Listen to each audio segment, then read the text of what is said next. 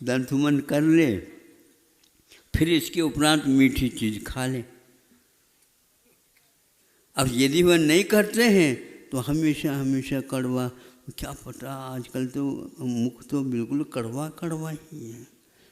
तो यह भीतर पहुंचने के उपरांत कड़वाहट पैदा हो गया, हमारे भावों में भी कड़वाहट पहुंच जाता है, हमारे भावों में मीठापन भी पहुंच जाता है, हमारे भावों में स्पष्टीकरण की नीति आ जाती है। और कुछ लोग कई बोलते हैं लेकिन कभी स्पष्ट कुछ भी नहीं होता। अस्पष्ट मत बोला करो, अस्पष्ट में एक प्रकार से संदेह पैदा होता। लेकिन कुछ प्रसंग ऐसे हैं जहाँ पर संदेह होना स्वाभाविक होता है। हम कितने भी स्पष्ट करें वो नहीं हो पाता, सामने वाला व्यक्ति उसको इसी रूप में ग्रहण करता है, तो हम क्या कर सकते। सामने वाले व्यक्ति सही सही दिशा में ग्रहण करे, हमारी ही बात आप देखना चाहते हैं तो ये गलत है। आप सही दिशा में कितने हम इसका अर्थ ले रहे हो ये भी तो बताओ। हमारा तो यही भाव था, आप सही दिशा में इसका अवश्य चिंतन करेंगे, लेकिन आप तो चिंतन ऐसा कर दिया तो चिंता का विषय बन गया है।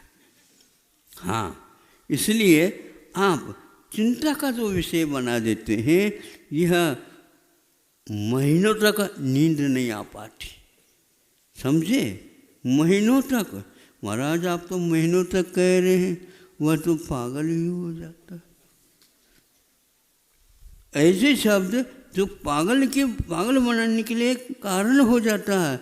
विद्यालय में कोई पागल नहीं बनाता, लेकिन कुछ ऐसे शब्द होते हैं जिसके सुन करके पागल हो जाते।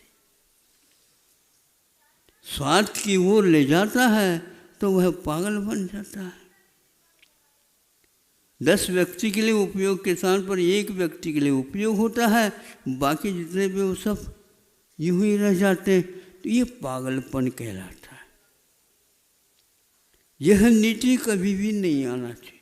उपदेशों में तो कभी आना ही नहीं चाहिए, लेखों में भी इस प्रकार के आना ही नहीं चाहिए, संवाद में भी। वाद विवाद होते हैं, ये निश्चित बात है, लेकिन उसकी एक सीमा होती है। उपसंवाद उसका संवाद होना चाहिए। साधुवाद हमेशा हमेशा संवाद का समर्थक होता है, लेकिन अप्रिय भी वह बोलता है। प्रियम बोले वदेत, प्रिय बोलो। और कैसे बोले, या मिताक्षर बोलो। और कैसे बोले, स्पष्ट बोलो। और कैसे बोले, कटुक भी बोल सकते हो, लेकिन उसमें हित निहित हो। और ऐसे प्रिय नहीं बोलना चाहिए जिसमें उसका अहित निहित है। ऐसा भूल करके नहीं, अरे वो कैसे क्या बताएं, हमेशा हमेशा आपका शिष्य के बारे में कहता हो, उसके पीछे क्या राज है तो या तो भगवान जानते या तो स्वयं जानते होंगे। तो इसलिए हम भावपरक व्रत नियम, बोलना, प्रवचन आदि चिंतन आदि हम करें, और जो भाव से रहित है। तो वर्तमान में विज्ञान यदि शब्द को केवल मैटर कहता है तो ये किसी भी प्रकार से शुद्ध नहीं हो सकता। जब तक वचन योग नहीं होता और वह जब तक रसों में नहीं आता, एक इंद्रियों में किसी भी प्रकार से वचन आदि नहीं होते। ध्वनि निकालने के लिए भी उनके पास कोई साधन नहीं होता। जो ही रस हो जाता है त्यों ही वक्तृत्व कला उसके पास आ जाती। द्विंद्रिय से लेकर के असंगी पंचेंद्रिय तक वह भाषात्मक नहीं, अनुभव भी होता, ध्वनि मात्र रहती है। किंतु जो ही वह पंचेंद्रिय होता है तो ही मन के बिना होता है तो थोड़ा सा अलग रूप रहता है, और मन आने के उपरांत जो उसके पास अथवा मनुष्य बनता है तो उसकी भाषा में सभी प्रकार की पूर्तियाँ हो जाती है। इसलिए शब्द पौर से होता है, ये आप समझ लो। भगवान के ध्वनि को भी ये लोग कहते हैं भव्य भागन वश जोगी वश। ये है एक भक्ति में लिखी हुई पंक्ति है।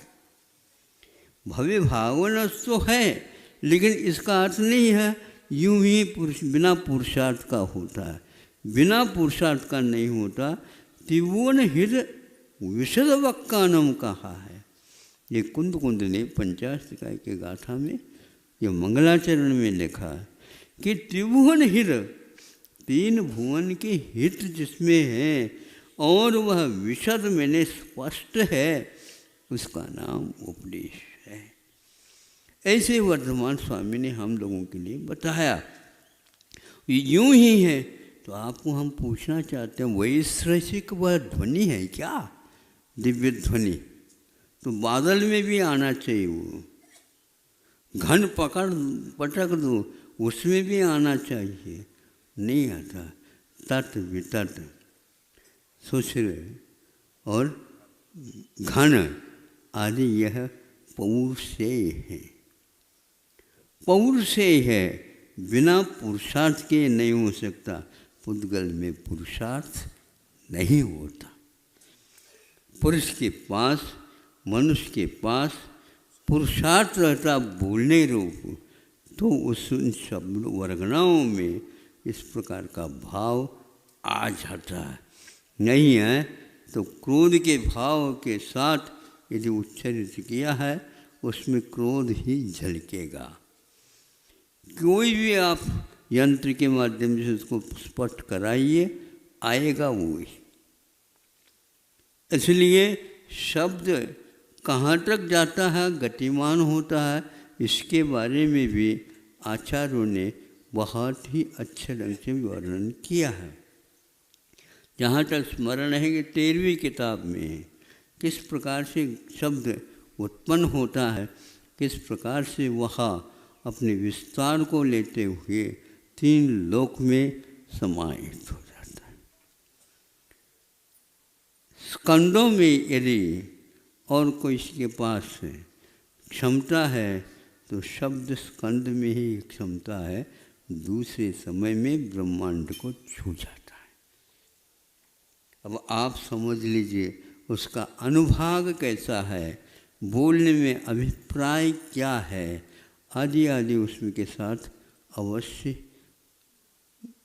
गुम्फित होंगे, नहीं समाहित होंगे, इसमें कोई संदेह नहीं। इसलिए उनका 3 लोक के हित करने के भाव के साथ वह दिव्य ध्वनि निकली है, इसलिए स्पष्ट है और वह हितकारी है। कभी कभी वे भी अप्रिय वचनों का भी प्रयोग करते होंगे, ऐसी बात नहीं, क्योंकि अप्रिय वचन भी होना आवश्यक है। अप्रिय वचन बोलने से जो खाया हुआ मीठा ज़्यादा है वो भी पच जाता है। हाँ, हमेशा हमेशा बच्चों को हंसाते रहो, कभी भी नहीं हंसाना, पागल हो जाएंगे। हाँ, बीच में लाड़ बाड़ करते करते एक चांटा दे जाता है।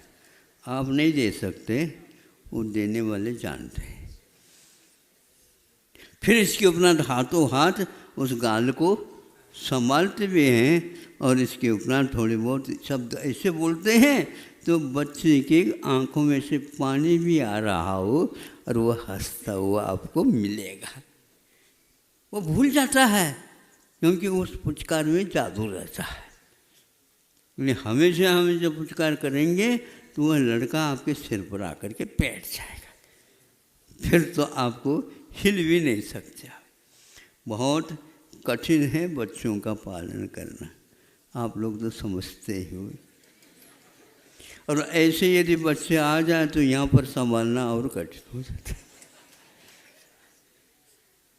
संभल जाते, ये बात अलग है, लेकिन संभालने से समझ में आ जाता।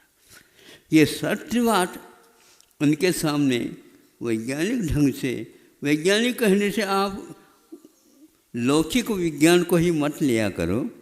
विज्ञान का अर्थ एक प्रकार से आत्मा का एक परिणाम होता है, उसका नाम है, और वह विज्ञान विशेष रूप से ज्ञान पैदा कर देता है, किंतु वहाँ मूल से संबंध हमेशा हमेशा बनाए रखता। तो वचन योग के अभाव में कभी भी शब्दों का निर्माण हो नहीं सकता, इसलिए केवल वह पौद्गलिक परिणति है, ये बिल्कुल गलत होता है। उसके पीछे जीव का पुरुषार्थ हुआ है, चाहे वह चतुर्थ काल में बोलो, चाहे वह पंचम काल में शब्द बोलो, दोनों वक्त उसमें शब्द के लिए ये स्वरूप देना ही पड़ेगा, उसके बिना नहीं। इसलिए अनेक प्रकार के रसों में इस शब्दालंकार को भी रख कर के काव्य का सौष्ठव बनाया जाता है, लेकिन शब्दालंकार तक ही काव्य रह गया तो उसको दोबारा नई अधूरा भी पढ़ करके रख दिया जाता है। हाँ, शब्दों के जंगल हैं। क्या कहा?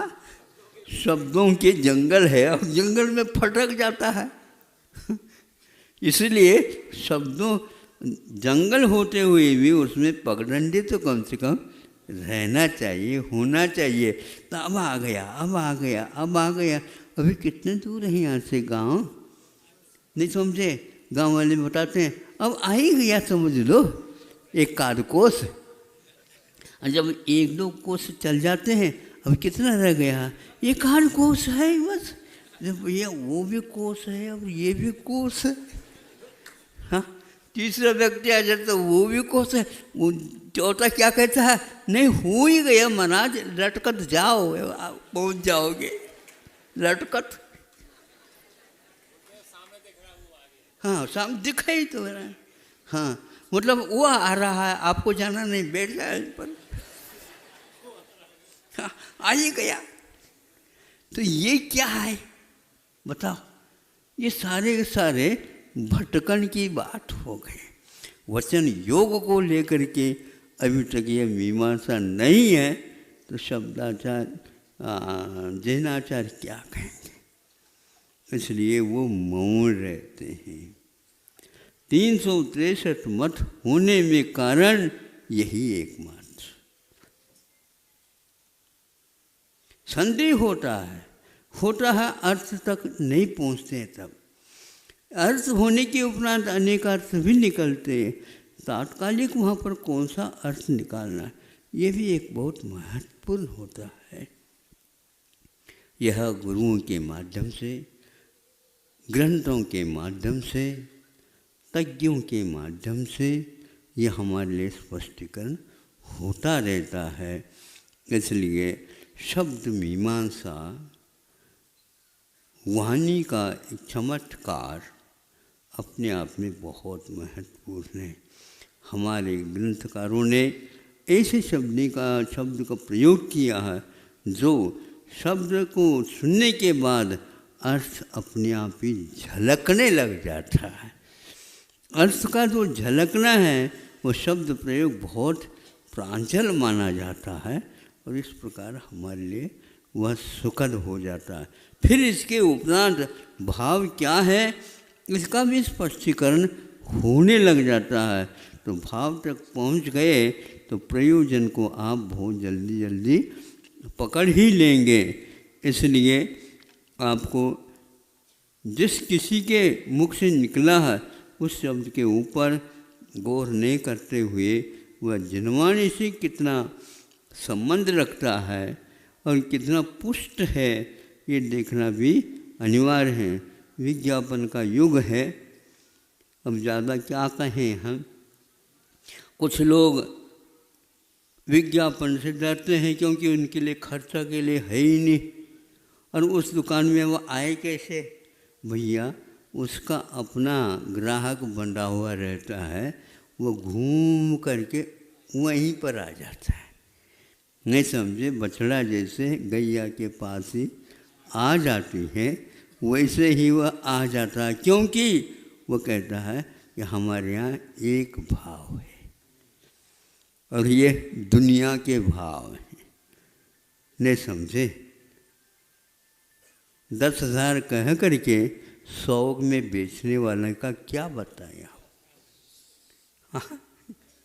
10,000 बताए, एक का मूल्य क्या है? 10,000 है, ले लो। अभी वह भी छाना होता है, ग्राहक भी 10,000 बस, और ज़्यादा तो नहीं। नहीं दादा ये ले लो, 5,000 ले लो। वो स्वयं ही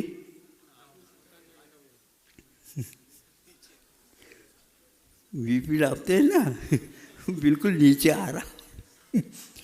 आता अंत में देखो भैया, हमारे घर में इस ढंग से चलता है, वो भी बहुत छानबीन करते हैं इसको। तो आप क्या लेना चाहते हो बताओ? आप ही बताओ। आपने तो 10,000 से नीचे तक आ गए, क्या पता है फोकट में मिल जाए तो।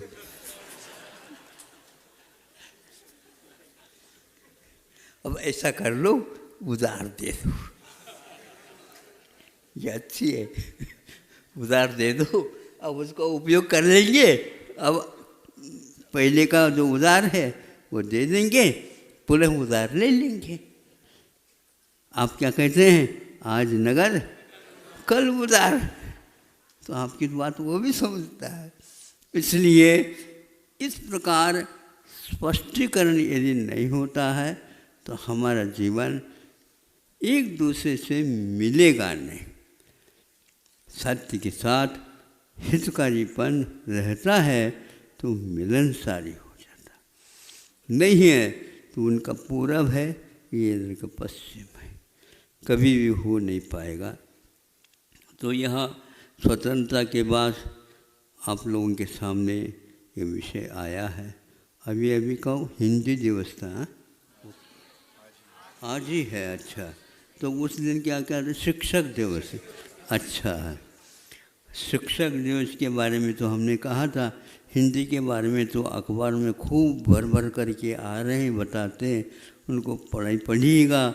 और वह 90% सरकारी कार्य संगठन जो बना है उसमें 90% हिंदी भाषा में उसका रूपांतरण कार्य होना प्रारंभ हो गया है। अब रह गया है 10%, वो यूं ही आ जाएगा। हाँ, इसमें कब ज़्यादा मेहनत की आवश्यकता नहीं, लेकिन इस सुविधा को आपने पाई है, उस मेहनत के साथ बच्चियों को आप तैयार करिए।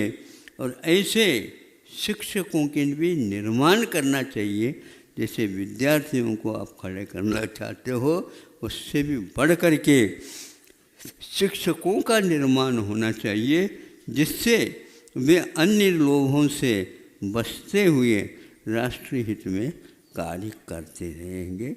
यही एकमात्र मंतव्य है। समय आपका काफ़ी हो गया है। अब सत्य की बात थी, फिर भी शब्दों तक ही रह गई। अब भाव तो समझ रहे हैं।